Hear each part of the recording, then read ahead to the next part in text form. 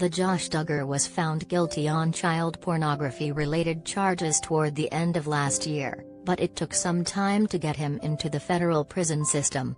Instead, the former 19 Kids and Counting star spent time in the Washington County Detention Center ahead of sentencing and then again while the powers that be determined which of two prison systems he would land in.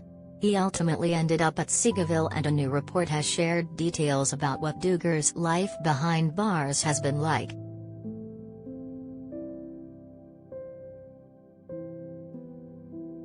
First and foremost, Seagoville is a federal correctional system located in Texas. It was also the prison option that was further away from Josh Duggar's family.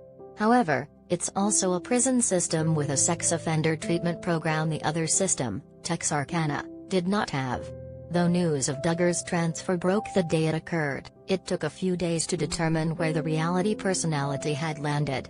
Now, we've learned more details about what Duggar's 151-month stint in prison will be like.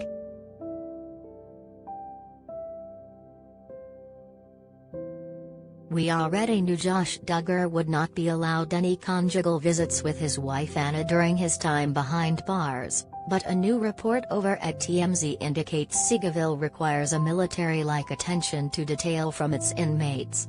Per the outlet, the list of rules Duggar must abide by includes but is not limited to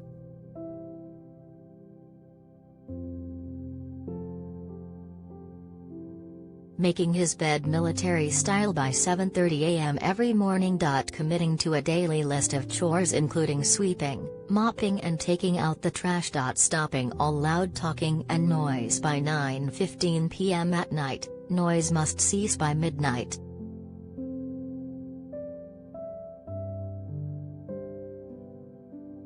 The article notes the prison Josh Duggar is serving his time at is low security and that work and other options are offered to inmates. Other reports about Seagoville have indicated that men live in pods in the prison and that calls are limited to 15 minutes at a time and are recorded by the facility. Interestingly, a without a crystal ball report came from the mother of another inmate at Seagoville, who noted time spent outside of the federal system did not count toward her kid's sentence.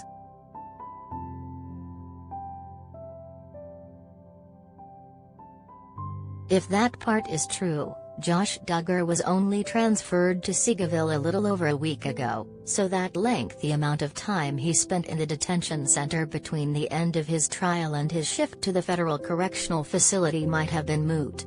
He will serve roughly 12.5 years in prison before he is released, which is less time than the prosecution wanted him to serve but is far more time than Duggar's own lawyers were pushing for.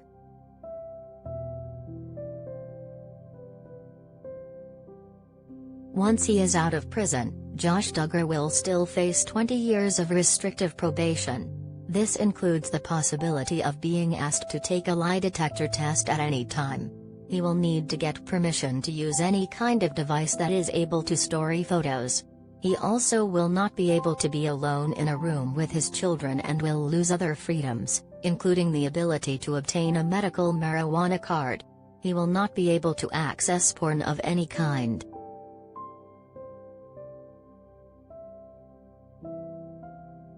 As for whether or not Josh Duggar will get into any kind of work while he is in the Seagoville facility, we'll keep you posted. The former 19 Kids and Counting star's legal team is in the middle of the process to appeal.